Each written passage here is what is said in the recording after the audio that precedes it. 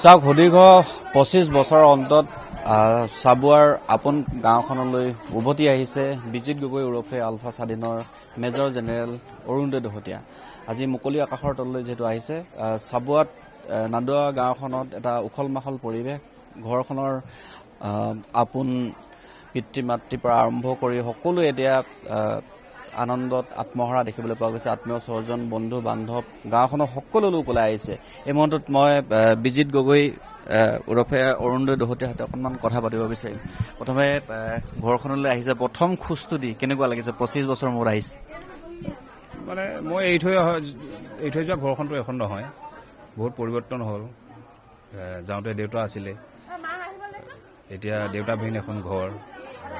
গতিকে মিশ্ৰিত আৰু অনুভূতিটো, মানে ঘৰলৈ ঘূৰি আহিলেনো কাৰ ভাল নালাগে, কিন্তু ঘূৰি অহাৰ প্ৰক্ৰিয়াৰ পৰা আৰম্ভ কৰি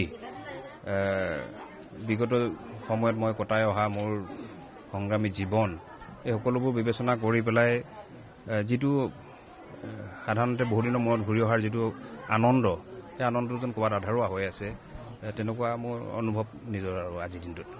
আজি সকলোকে দেখিছে, প্ৰথম মাক দেখিছে, তাৰপিছত আপোনাৰ বন্ধুবৰ্গ, ঘৰৰ আত্মীয় স্বজন, বংশ পৰিয়াল সকলোকে দেখিছে। কেনেকুৱা দেখিছে?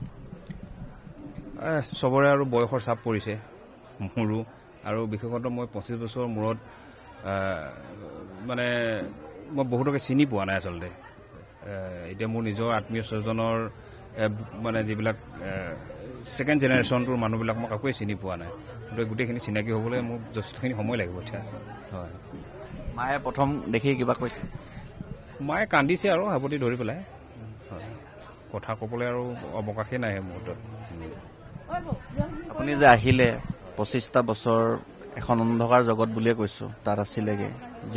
যি পৰিস্থিতিয়ে নহওক, এতিয়া উভতি আহিলে, মূলতঃ কিয় আহিব লগা হ'ল? এইটো এটা শব্দত আচলতে ব্যাখ্যা কৰিব পৰা বিষয় নহয়। আৰু আচলতে আজি এই মুহূৰ্তত মই এই বিষয়টোৰ বিষয়ত একো আলোচনা কৰাৰ মানে পক্ষপাতি নহয় বিষয়টো। বাকী ভিতৰ চৰাত কিবা পৰিৱৰ্তন হওক বা কিবা তেনেকুৱা পৰিস্থিতিত আহিছে, এনে কি আহিছে, সেইখিনি পিছতহে জানিম। নহয়, ভিতৰত পৰিৱৰ্তন বুলি কিবা বুলি নহয়, মানে অন্ততঃ সংগঠনটোত যোৱা ২৫টা বছৰে সংগঠনে যেনেকৈ যি দায়িত্ব দিছে, অতি মানে নিজৰ সাধ্য অনুসৰি চেষ্টা কৰিছিলোঁ। আৰু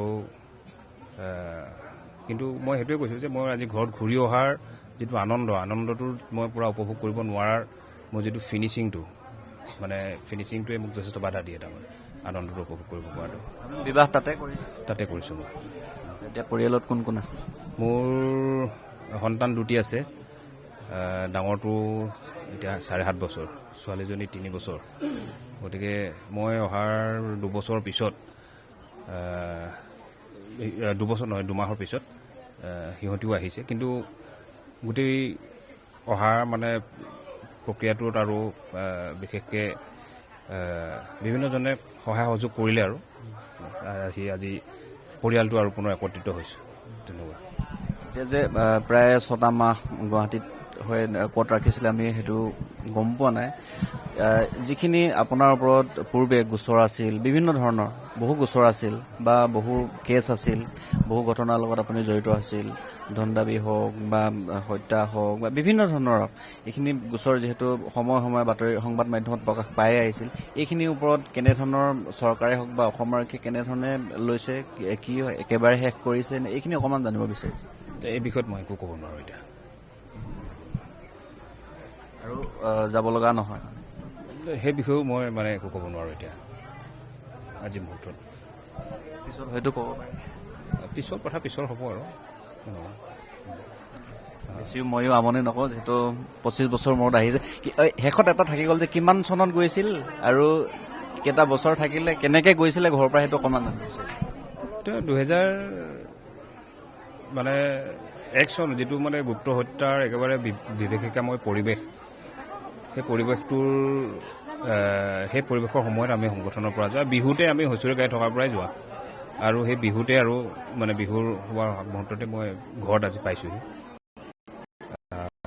গতিকে বহু ঘাত প্ৰতিঘাত সংগ্ৰামী জীৱন দুখ কষ্ট তাৰ পিছত মানে আজি 25টা বছৰ এনেকৈ অতিক্ৰম হ'ল গতিকে আৰু সেয়াই আৰু বাকী সময়খিনি এতিয়া কেনেকৈ অতিবাহিত কৰিম বুলি ভাবিছে কেনেকৈ লৈ যাব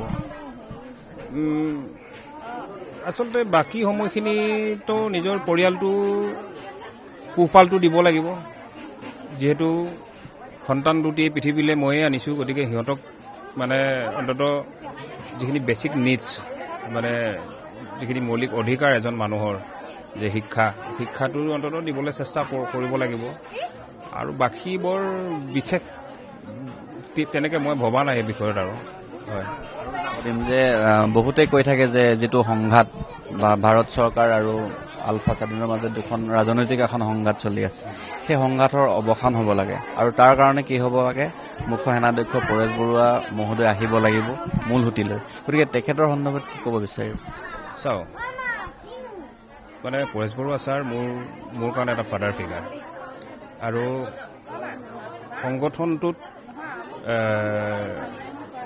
আৰু সংগ্ৰামখনৰ বিষয়ত তেখেতক মানে কিবা ক'ব পৰা ধৃষ্টতা মোৰ নাই আচলতে গতিকে অসমৰ জনসাধাৰণে কোৱাৰ নিচিনা ময়ো আশা কৰোঁ সংঘাতটো অৱসান হওক কিন্তু অৱসান কেনেকৈ ঘটিব তাৰ মানে ৰোডমেপটো সেই ৰোডমেপটোৰ কাৰণেতো সদায় মানে এইটো থমকি ৰয় গতিকে এইটো ছাৰে কেনেকৈ ভাবে সেইটো আৰু এই মুহূৰ্তত মই ইয়াৰ পৰা আৰু একো ক'ব পৰা অৱস্থাত নাই আচলতে সেই বিষয়ে এটাই সুধো বহুতে কৈ আছে আপুনি শেষৰগৰাকী পাকিস্তানত প্ৰশিক্ষণ লৈছিলে হয়তো বিদেশতো বহু আগতে পূৰ্বতে কেডাৰবিলাকে বা নেতাবিলাকে প্ৰশিক্ষণ লৈছিলে আপুনি পাকিস্তান প্ৰশিক্ষণ লৈছিলে এই বিষয়ত মই এতিয়া ক'ব নোৱাৰোঁ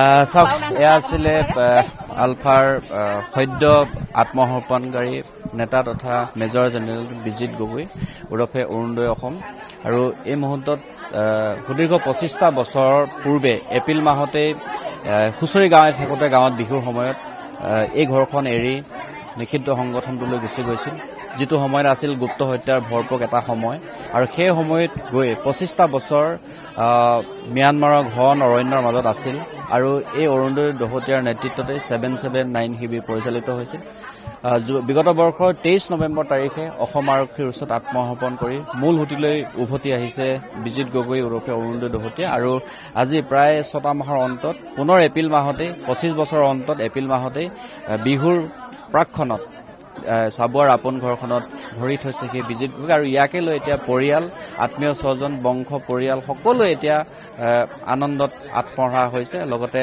সকলোৱে এষাৰ মাত দিবলৈ ওচৰৰ পৰা চুই চাবলৈ সকলো ওলাই অহা এইখিনি মুহূৰ্তত দেখা গৈছে